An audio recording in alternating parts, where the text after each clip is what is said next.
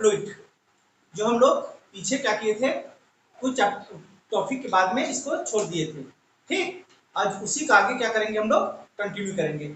Last time हम देखे थे टोरिसेली प्रिंसिपल।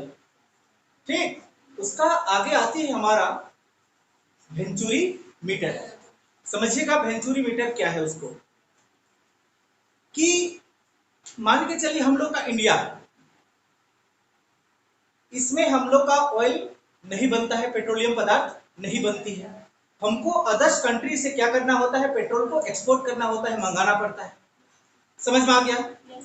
तो उस पेट्रोल डीजल को मंगाने के लिए बड़ी बड़ी क्या लगी हुई है, पाइपलाइन बिछी हुई है। समझ पा रही है?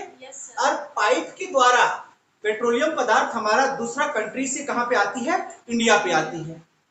लेकिन वो जो पेट्रोलियम पदार्थ आती है तो उसको लोग क्या करता है, मेजर करके देता है, माप के ही देगा ना, तभी तो उसके बदले में उसको पैसा मिलेगा।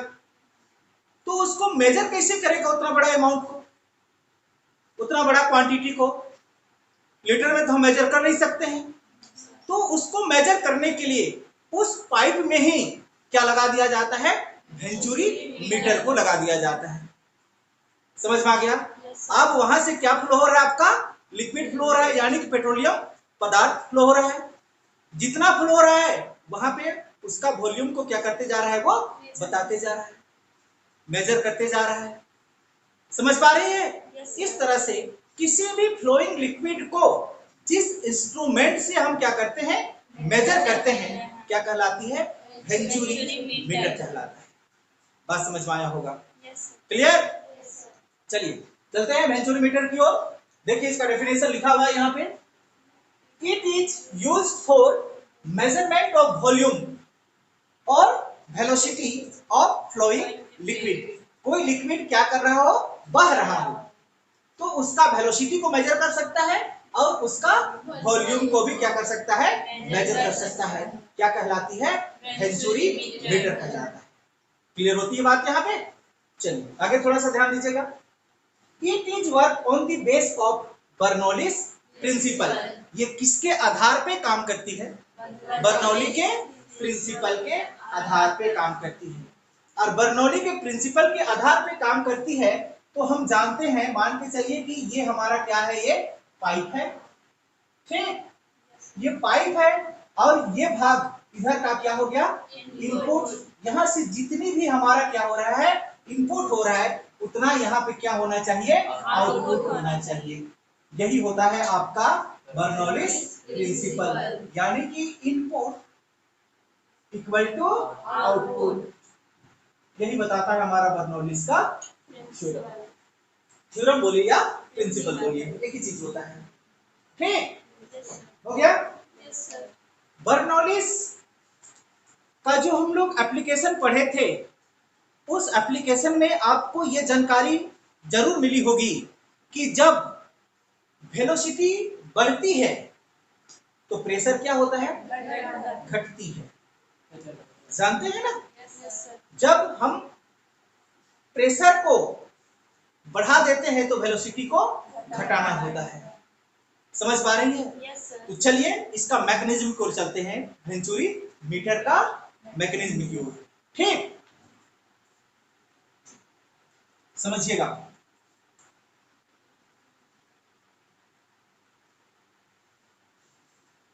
ये आपका पाइप है।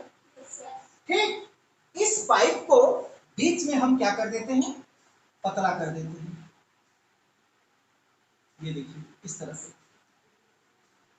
ठीक, ये जितना इसका डायमीटर है उतना डायमीटर इधर फिर से बढ़ा देते हैं।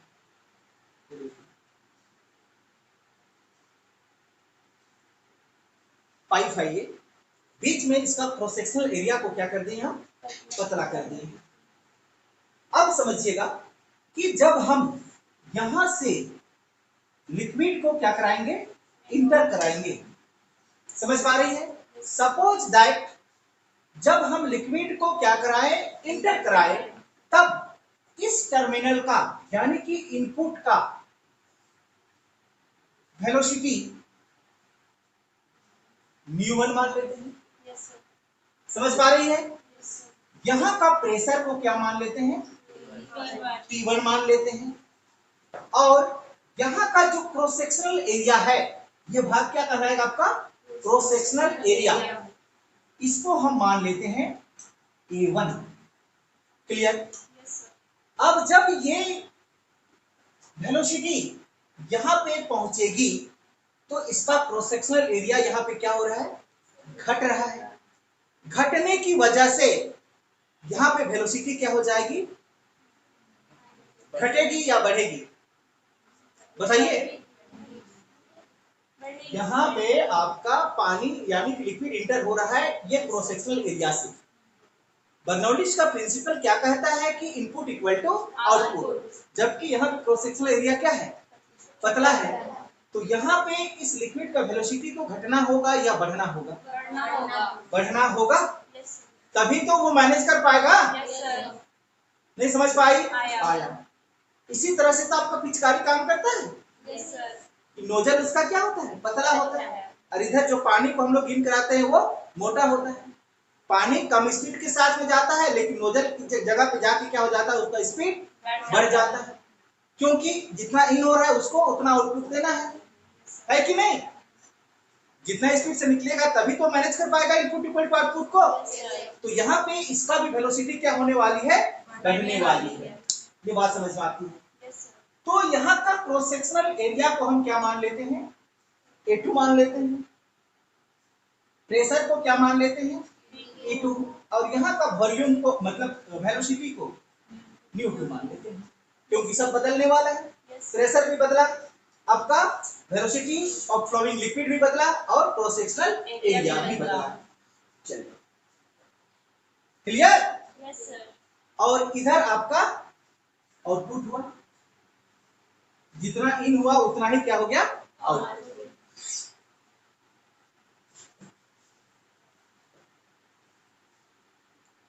और बातें समझिएगा कि यहाँ पे एक मीटर लगा दिया जाता है। क्या लगा दिया जाता है? मीटर। ये मीटर है आपका, इस तरह से मीटर लगा दिया जाता है। समझिएगा इस पॉइंट को भी। इस तरह से आपका 1 2 इसमें रहता है। मान लीजिए ये 1 हो गया, 2 हो गया, इस तरह से 3 4, इस तरह से इसमें एक स्केल लगा दिया जाता है, जो यहाँ का फ्लोइंग लिक्विड को क्या करेगा? मेजर करेगा। ठीक। अब यहाँ पर भी एक मेजरेबल स्केल लगा दिया जाता है। देखिए, ये 1 2, इसी तरह से 3 4 5 6, जितना भी है वो यहाँ पे लगा दिया जाता है। समझ में आया? आप ध्यान से समझिएगा कि यहाँ का वेलोसिटी क्या है? इसकी अपेक्षा में कम है। पकड़ पा रही है मेरा बात को? क्यों कम है? क्योंकि इसका क्रॉस सेक्शनल एरिया बड़ा है और इसका क्रॉस सेक्शनल एरिया छोटा है। अगर यहाँ पे फ्लो ऑफ लिक्विड का वेलोसिटी क्या है? कम है, तो प्रेशर क्या होगा? ज्यादा होगा। ये बात भी आप समझ पाते हैं। यहाँ पे फ्लो ऑफ लिक्विड ज्यादा है, तो प्रेशर क्या होने वाला है? कम होने वाला है। यानी कि दोनों अपोजिट काम करने वाली है। क्लियर? यहाँ जो मेजरेबल लिक्विड होगा, लिक्विड का हाइट को हम क्या मान लेते हैं? H2। और यहाँ जो मेजरेबल लिक्विड का ऊंचाई जो जाएगा, उस ऊंचाई को हम मान लेते हैं क्या? H1। क्योंकि अलग अलग आपका हाइट को गेन करेगा। ये क्यों गेन करेगा? क्योंकि दोनों में प्रेशर अलग अलग है। और प्रेशर अलग होने का कारण आपको पता चला कि यहाँ पे वेलोसिटी ऑफ लिक्विड कम है, यहाँ पे वेलोसिटी ऑफ लिक्विड ज्यादा है। और जहां ज्यादा वेलोसिटी होती है वहां पे प्रेशर कम होता है, और जहां पे वेलोसिटी कम होती है वहां पे प्रेशर ज्यादा होता है। क्लियर? जल्दी से फिगर को ड्रॉ कीजिएगा। कर लिए? क्या लिखते हैं हम इस भाग के लिए? इस भाग के लिए लिखते हैं यहाँ पे वेलोसिटी क्या है? वेलोसिटी इज मोर, है कि नहीं? Then pressure is low. यहाँ पे यही घटनाएं घटेगी। यहाँ पे कैसी घटनाएं घटेगी? बताइए, velocity is low, then pressure is high. बात समझ में आया होगा? चलिए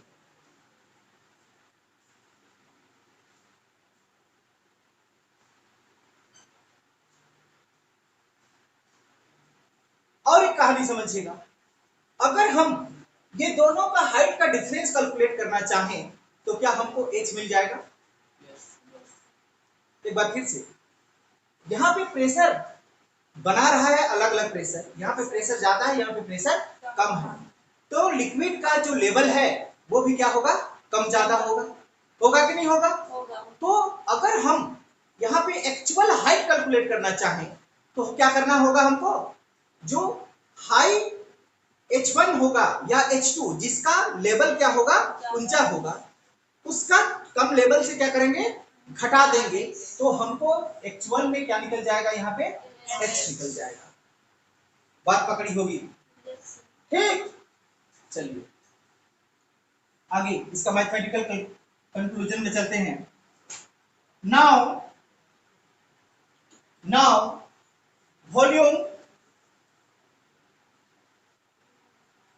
वॉल्यूम को हम इस तरह से सिंबल यूज करेंगे, ये V है, V for volume.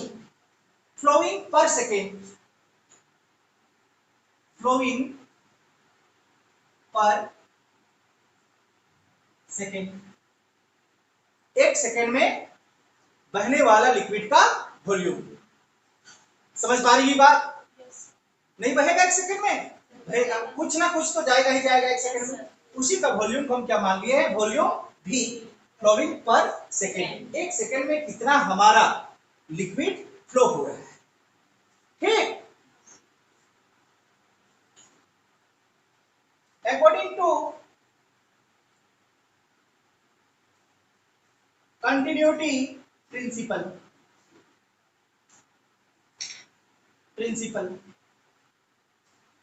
Continuity principle के आधार पे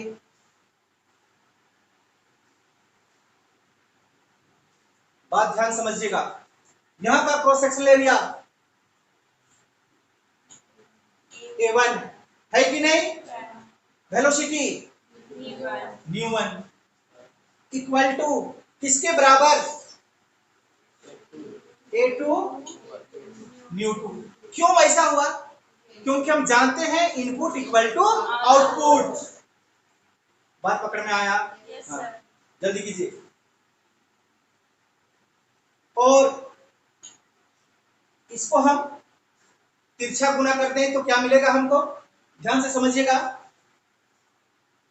A1 बाई A2 है, इसका बाई में चलाएगा, A2 equal to V2 by V1 या ν2 by ν1। Equation number first. Clear? इधर से दीजिए, देखिएगा। इफ A2 यहां और A1 यहां, एक क्या है यहाँ पे? एक क्या है? Cross sectional area. इसको कहते हैं क्रॉस सेक्शनल एरिया, पता है? मान के चलिए ये हमारा पाइप है, तो पाइप है तो पाइप का ये भाग देख रहे हैं आप, ये भाग इसका क्रॉस सेक्शनल एरिया कहलाता है। हिंदी में इसको कहते हैं अनुप्रस्थ काट। सुनी होगी 9th क्लास में, सुनी है? अनुप्रस्थ काट। इंग्लिश में इसको क्या कहते हैं? क्रॉस सेक्शनल एरिया कहा जाता है। क्लियर? हमारे पास में दो क्रॉस सेक्शनल एरिया है, एक कौन है? A1 और एक क्या है? A2। इसमें किसका क्रॉस सेक्शनल एरिया बड़ा है? A1 का बड़ा है। तो हम क्या लिख सकते हैं? Cross sectional area A1 is greater than cross sectional area A2। Clear? लेकिन कहानी यहाँ पे पलटती है। क्या पलटती है? क्रॉस सेक्शनल एरिया का फ्लोइंग जो वेलोसिटी है उसको हम ν1 यहाँ का वेलोसिटी को न्यू2, तो जस्ट ये इसका क्या हो जाता है उल्टा। यहाँ पे वेलोसिटी क्या है कम, यहाँ पे वेलोसिटी ज्यादा है, तो हम क्या इसको साइन इस तरह से दे सकते हैं। Yes sir. बात पकड़ में आया होगा। Yes sir. आपने क्या फॉर्मूला निकाला, ध्यान से समझिएगा, यहाँ पे हम लिख भी देते हैं फ्रॉम इक्वेशन फर्स्ट। एक बार पूरा इक्वेशन को लिखते हैं आपको समझने के लिए।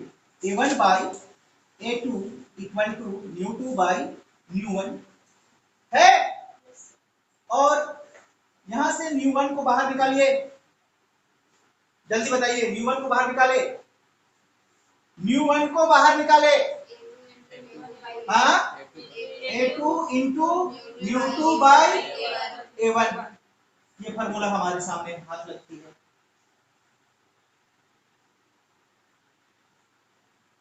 हो गया, यस सर। ये भाग को मिटा रहे हैं, ठीक।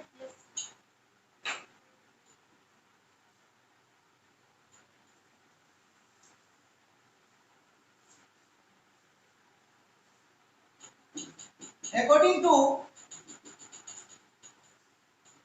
बर्नौलीज प्रिंसिपल, बर्नौलीज प्रिंसिपल के आधार पे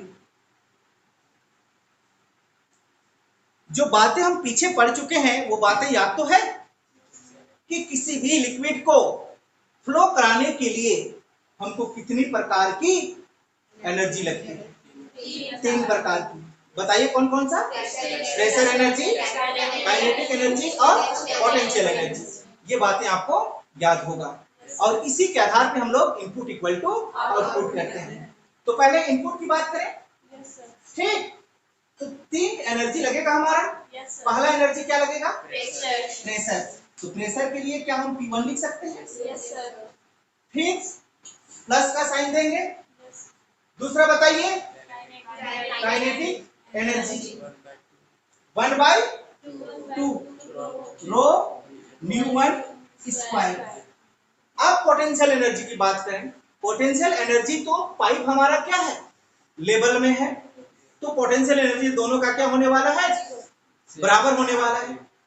हाइट क्या है इसका, पाइप को आप इस तरह से ना रखे हैं, तो ये पाइप का हाइट इधर का ऊंचा नीचा थोड़े है, तो यहाँ का पोटेंशियल एनर्जी क्या होने वाली है, इक्वल होने वाली है। तो पोटेंशियल एनर्जी को हम लिखने का कोई मतलब नहीं है, अगर लिख भी देते हैं तो हमको फिर से उसको काटना ही पड़ेगा।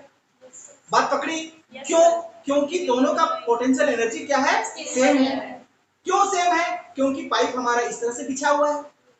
अगर इधर का लेवल नीचा रहता, इधर का लेवल ऊंचा रहता, तो पोटेंशियल एनर्जी हमारा बदलता। लेकिन ये लेवलिंग है, उसका मतलब ये हुआ कि पोटेंशियल एनर्जी बदलने वाली नहीं है। बात पकड़ में आया होगा। तो हमको पोटेंशियल एनर्जी लिखने का कोई मतलब नहीं रह गया, यहाँ पे लिख दे जानकारी के लिए, क्या काटना ही पड़ेगा। समझ पा रही है, चलिए इक्वल टू P1 के जगह में P2 प्लस 1/2 रो न्यू2 का स्क्वायर। ये बात भी पकड़ में आया होगा। जानकारी के लिए हम लिख भी देते हैं ताकि कल के डेट में कंफ्यूज ना हो। लिख लीजिएगा, एट सेम लेवल, दोनों का लेवल क्या है, सेम है। अगर लेवल सेम है तो पोटेंशियल एनर्जी क्या हो जाएगा, कांस्टेंट। बदलने वाला है पोटेंशियल एनर्जी, नहीं बदलने वाला है। यही चीज को हमने यहाँ पे बताया था, इस तरह से करके लेवल है, ठीक। Yes sir. आगे बढ़ते हैं। ये आपका क्या है, प्रेशर P1, ये आपका प्रेशर 2। इसमें है पॉजिटिव या नेगेटिव में है, पॉजिटिव में। अगर हम इसको इक्वल टू से इधर ले आए तो नेगेटिव, माइनस इक्वल टू क्या क्या बचा आपके पास, ध्यान से समझिएगा। पहले हम इस टर्म को लिखते हैं, ठीक। क्या है हमारे पास में ये टर्म 1/2 रो न्यू2 का स्क्वायर, जब ये प्लस में है इधर लेके जाएंगे, माइनस 1/2 रो न्यू1 का स्क्वायर। डाउट है? और P1 minus P2 equal to, ध्यान से देखिएगा, 1 बाई रो यहाँ भी है, यहाँ भी 1 बाई रो है। कॉमन बाहर निकल सकता है, यस सर। तो निकालिए 1 बाई 2 रो बाहर निकाले, क्या मिला आपको? Nu two square minus nu 1 का स्क्वायर। क्लियर? Yes sir. फिर से ये भाग मिटाना पड़ेगा कैलकुलेट करने के लिए। आपको एक बार हम बताए थे कि प्रेशर एनर्जी किसके बराबर होता है? रो जी एच के बराबर होता है। याद आया कुछ? Yes sir. तो क्या P1 के जगह पे आप लिख सकते हैं रो जी H1? P2 के जगह में क्या आप लिख सकते हैं रो जी H2? तो क्या लिख दें? Yes sir. क्यों, हम जानते हैं, यहाँ पे लिख देते हैं pressure P energy equal to क्या जानते हैं? Rho g h. ठीक, तो P1 है, तो P1 के स्थान पे हम क्या लिखने वाले हैं? रो जी H1, बीच में क्या साइन? माइनस। P2 के लिए रो जी H2 इक्वल टू,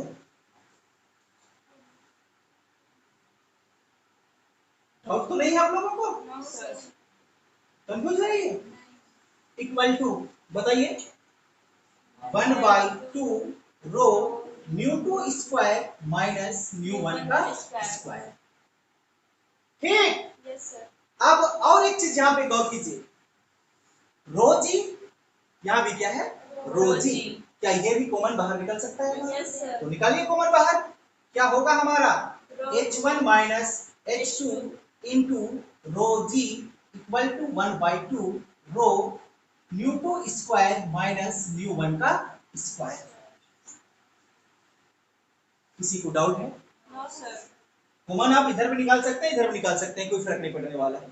ठीक, रो से row cancel. Yes sir. Now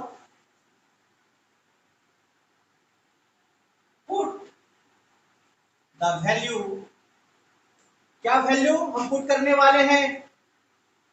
ध्यान से समझिएगा, H1 minus H2, H1 minus H2, H1 minus H2 equal to H।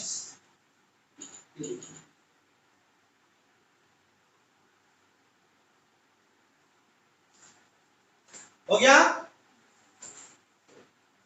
ये फिगर को मिटा दो क्या? Yes sir. ये काम तो इसका हो गया आप लोग का। Yes sir.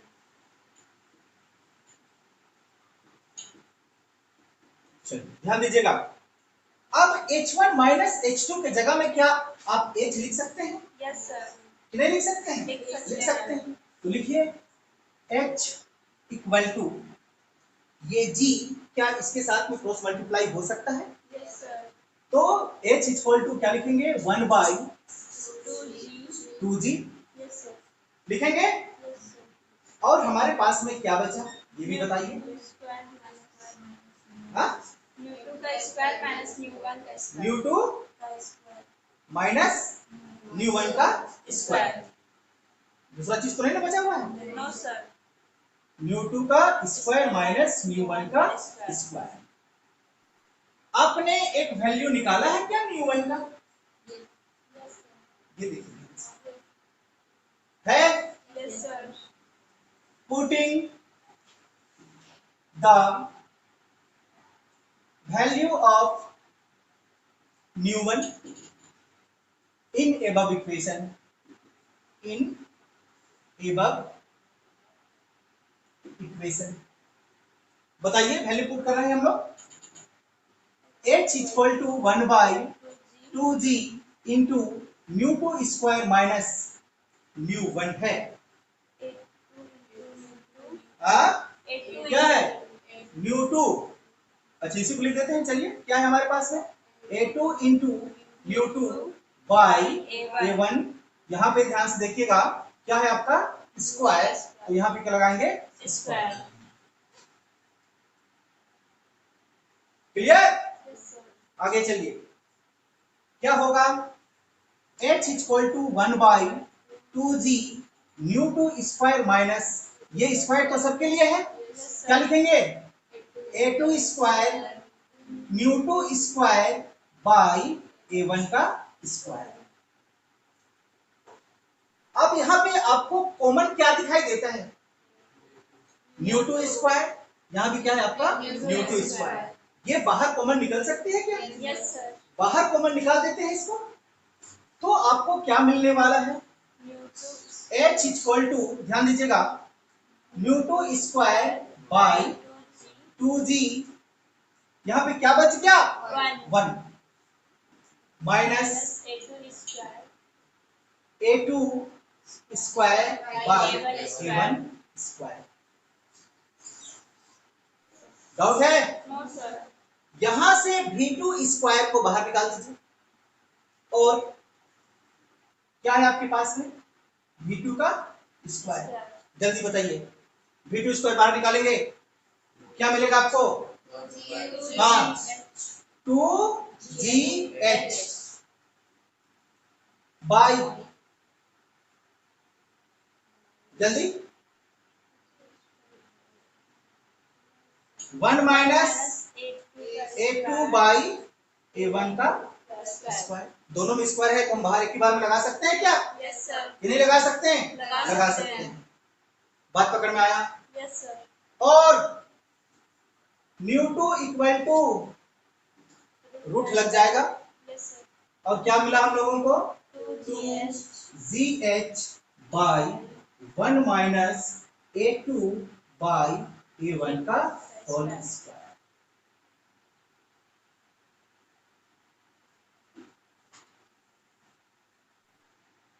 बात पकड़ में आया? Yes sir. इस तरह से हम क्या कैलकुलेट कर सकते हैं, ν2 कहां का था, जहां का क्रॉस सेक्शनल एरिया छोटा था वहां का वेलोसिटी को हम कैलकुलेट कर सकते हैं, और वेलोसिटी कैलकुलेट कर पाए तो पर सेकंड में कितना हमारा लिक्विड फ्लो हो रहा है वो हम कैलकुलेट कर पाएंगे। बात पकड़ में आया? Yes sir. तो ये था हमारा वेंचुरी मीटर। इसका यूजेस क्या होती है, फ्लोइंग लिक्विड का वेलोसिटी या वॉल्यूम को मेजर करना। किसके आधार पे काम करता है ये, बर्नौलीज प्रिंसिपल के आधार पे काम करता है, input equal to output. Doubt है कहीं पे? No sir. वेंचुरी मीटर, तो ये था हमारा वेंचुरी मीटर, हमको लगता है कि समझ में आ गया होगा, यस सर। ठीक।